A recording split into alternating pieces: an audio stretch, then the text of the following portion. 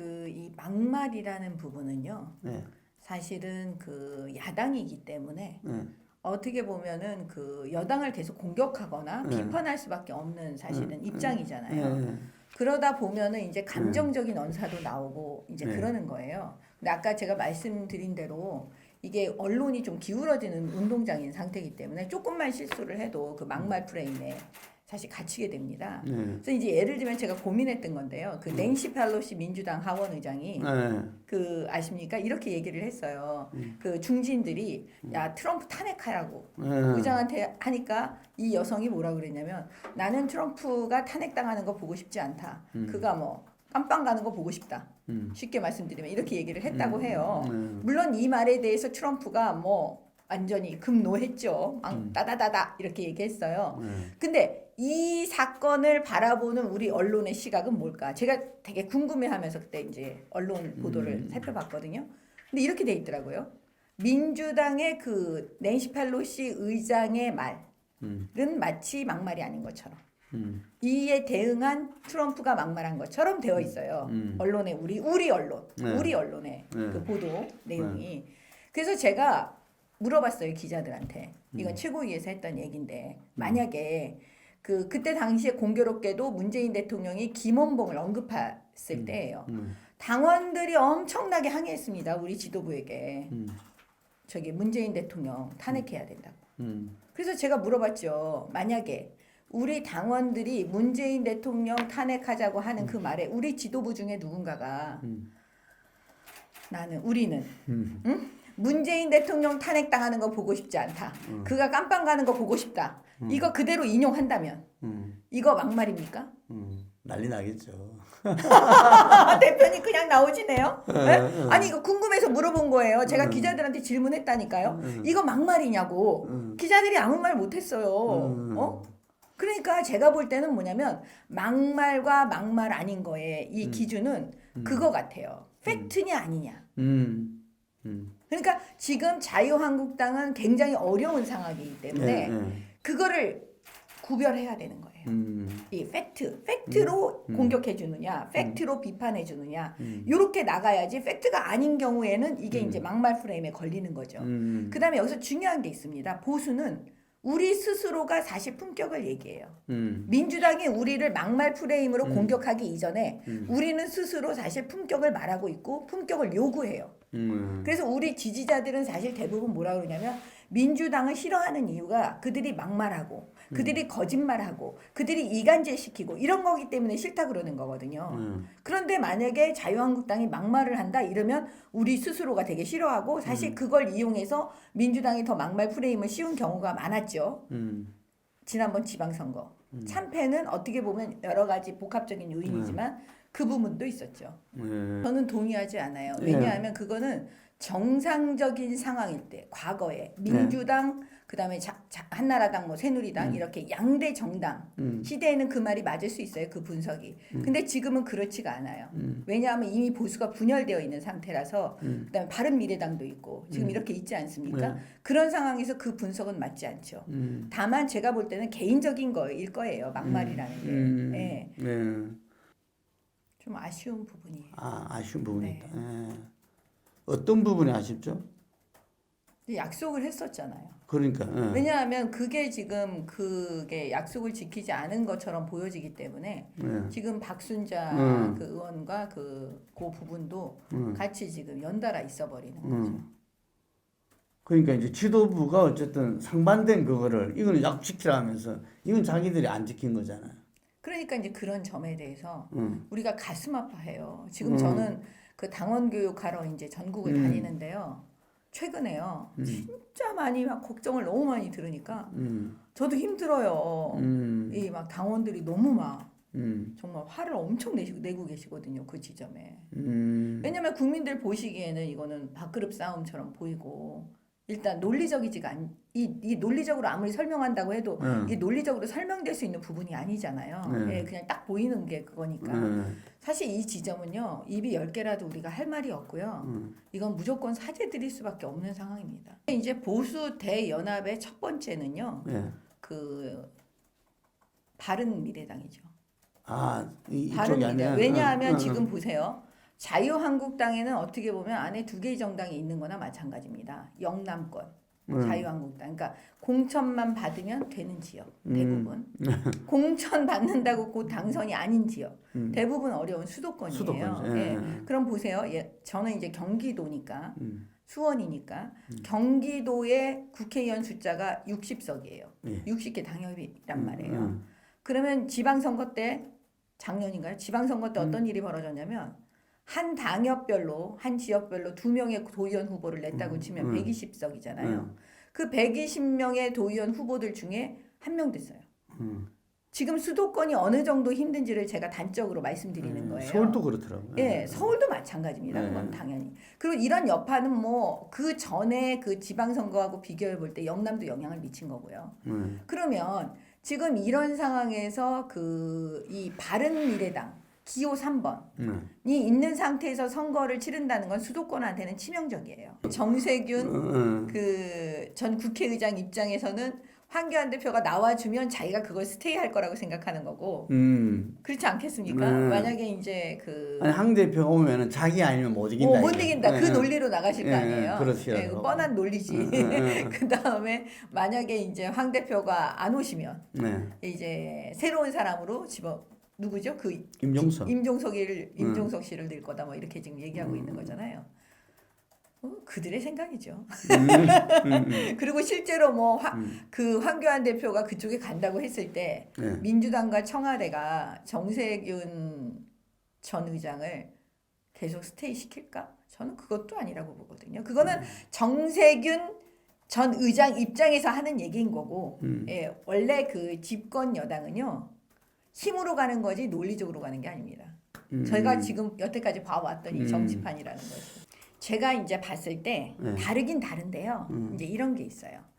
내년 총선에서 예측을 해보면 수도권이요. 그 바람과 구도인 것 같아요. 그러니까 조직은 없습니다.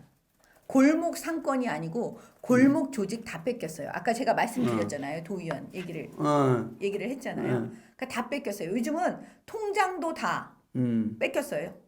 통장까지도 뭐 정치적 중립 운운하지만 결국은 자기 사람 다 신고 뭐 지금 그런 상황. 밑바닥 조직이 다 흔들렸다. 그렇죠. 예. 그래서 조직 선거를 한다. 제가 볼 땐 그거 불가능해 보이고요. 결국 이기려면 뭘 하냐면 구도와 바람이 맞아야 되는데 바람은 뭐냐면 문재인 정권 심판의 바람. 저는 이 바람은 불 거라고 봐요. 지금 바닥이 변했다라는 건 그런 의미예요. 왜? 경제가 너무 어렵습니다. 솔직히 말씀드리면. 예, 그거는 뭐 많은 분들이 동의하시기 때문에. 그래서 문재인 정권 심판의 바람은 불 거고. 그 다음에 그 구도입니다. 그 바람을 우리가 가져올 수 있으려면 구도를 맞춰야 되는데 아까 제가 말씀드린 대로 기호 3번 없애줘야 되는 거죠. 그러니까 상징적인 분들이 기호 2번이 돼줘야 되는 거죠. 그러면 제가 볼 때는 수도권 선거 해볼 만하다라고 말씀드리는 겁니다. 그 속내는 이거예요. 속내는 제가 볼 때는 청와대는 그 사개추가 더 중요한 거겠죠. 어떻게 보면 공수처 만들어가지고 이 사법부를 내 손 안에 딱 넣고 싶은 게 있을 거예요. 근데 지금 그런 상황 속에서 청와대 입장과 그다음 민주당은 이제 아까 말씀하신 대로 범여당을 다 끌고 가기 위해서는 이 정개특위가 되게 중요한 거 아니겠습니까? 그러니까 그 사이에서 굉장히 지금 고민하고 있는 민주당의 입장을 보여주고 있는 거죠. 왜냐하면 즉각 발표를 안 하고 지금 시간을 막 끌고 있잖아요. 얼마나 내부적으로 고민이 많겠어요. 그다음에 두 번째는 뭐냐면 그 사법개혁 그 특위 이거와 이 정개특위가 사실 어떻게 보면은 서로 연결되어 있잖아요. 그렇죠? 합의문에도 이걸 해야. 그렇죠. 선거제를 바꿔야. 다 아시겠지만 그렇기 때문에 이게 과연 합의 없이 이 자유한국당 제1야당 이 야당과 합의 없이 과연 이 법안들을 그 통과시킬 수 있겠느냐라는 게 저는 사실 의문이에요. 그게 현실적인 문제예요. 현실적으로 가능할 거냐. 뭐 구호나 명분은 그들이 그렇게 외칠지라도. 하여간에 이게 이 연말 전에는 어쨌든 격돌이 일어나든 뭐 어쨌든 좀 나름대로 결론이 안 잡히겠습니까? 어떻게 보십니까? 연말 전에 결론이 나야 이게 아마 되죠. 되는 거지. 만약에 안 그러면 될 수가 없을 거예요. 특위를 지금 2달 연장한 거 아닙니까? 네. 그죠? 네. 기본적으로 제가 볼 때는 특위에서 결론이 나와야 되는 예, 건데. 예. 아마 충분히 서로가 이게 합의 없이 여기서 또 무슨 저기를 한다? 그렇게 될 것 같진 않아요. 왜냐하면 선거가 앞으로 다가오고 있기 때문에요. 양쪽 다 부담일 거예요. 아니면은 바른미래당이 완전히 100% 의견의 일치를 보고 합세한 건 아니었잖아요. 네. 그래서 지금 손학규 당대표와 그 오신환 원내대표 옛날 바른정당계 그다음에 거기에 안철수가 지금 연합해 준 거고 그다음에 그 안에 그 호남에 있는 그 의원들하고 이게 지금 의견이 틀린 거잖아요. 그러니까. 예, 그러면서 그 안에서도 지금 의견이 일치가 안 봤는데 어떻게 앞으로 그게 의견의 일치를 봐서 어떤 걸로 뭐 나간다? 제가 볼 때는 그 안에서는 계속 싸울 거예요, 그분들은. 네, 만만찮네요. 네. 게스트에게. 이 그거는 민주당 논리죠. 예. 예, 그다음에 제가 볼 때 네. 국민들께서 추경안을 방해하고 있다라고 생각하지 않으세요, 이제는. 무슨 얘기냐면 이제는 어느 정도 저 추경안을 가지고 모든 것을 덮으려고 하고 있다라고 생각하는 거예요. 왜냐? 그거에 결정적인 세기를 박아준 게 이번에 그 한일 문제예요. 아. 예. 그렇기 때문에 이제 추경안 아무리 얘기해봤자 뭐 자유한국당이 방해한다 그렇게 생각 안 하고 오로지 총선을 위해서 지금 추경 가지고 모든 것을 덮으려고 하고 있다. 만약에 이게 잘못되면 모든 책임을 또 자유한국당에 돌리고 추경만 하면 마치 모든 게 돼버리는 것처럼 무슨 요술 방망이처럼 그렇게 보이게 하는 그런 작전을 다 이미 많이 아세요. 근데 한일 문제가 그거 했다는 게 무슨 소리입니까? 한일 문제는 사실은 생각을 해보세요. 2005년도 노무현 정권 시절에 사실은 한일 협정 문서를 전부 다 오픈해 버렸잖아요. 예, 예. 그 후속 대처로 민관 공동위원회를 만들어요. 해결하기 위해서요. 예. 그래서 그 위원장이 누구냐면 지금의 그 민주당 대표인 이해찬 위원장이에요. 그분이 그 국무총리였거든요. 그 다음에 당시 청와대 민정수석이 문재인 지금의 대통령이시죠. 그분들이 위원으로 참석을 해요. 그래서 내린 결론이 뭐였냐면 그때 한일 그 청구권 협정 당시에 그 무상으로 우리가 3억 달러를 받습니다. 일본으로부터. 그래서 결론은 뭐냐? 그 안에 개인적 청구권이 있잖아요. 그 피해받은 그 청구권은 그 안에 다 포함되어 있다고 보고 대한민국 정부가 개인에게 배상해 주는 걸로 결론을 내려요. 예. 그러니까 무슨 얘기냐면 적어도 개인적으로 그 청구하는 그 부분은 제한되는 걸로 그들이 결론을 내린다니까요. 2005년도 노무현 정권 때. 그러면 일본에서는 그 사실을 모를까요? 다 알잖아요. 그런데 문제는 뭐냐? 그분이 세월이 흘러서 문재인 대통령이 되셨어요. 본인이 다 해놓고 결론까지 내렸어요. 확인해 준 작업이란 말이에요. 근데 그걸 뒤집는 대법원 판결을 해버리는 거예요. 그러면 어떻게 되겠어요? 그 대법원 판결은 문 대통령이 한 건 아니잖아요. 대법원 판결이 했죠. 김명수 대법원장 하에 있는 그 시스템에서 결론을 내려줬잖아요. 그러면 이 핵심 이렇게 지금 문제가 된 걸 제공하신 분이 문재인 대통령이세요. 약속을 안 지켰다. 당연히 일본에서는 그렇게 나오고 있잖아요. 그러면 핵심은 뭔지 아십니까? 아베 정권은 반한 감정을 이용해서 자기 정치에 이용한다는 거 다 알아요. 그러면 문재인 정권은 뭘 하고 있어요? 반일 감정을 이용하는 거예요. 그리고 적폐청산한다고 하면서 정치 보복하면서 그 다음에 사법거래 한다고 이걸 다 외교 문제를 그렇게 몰아간 거예요. 그래갖고 오늘날 이 사단이 난 거예요. 여기서 죽어나가는 건 누구냐? 우리 국민과 대한민국이에요.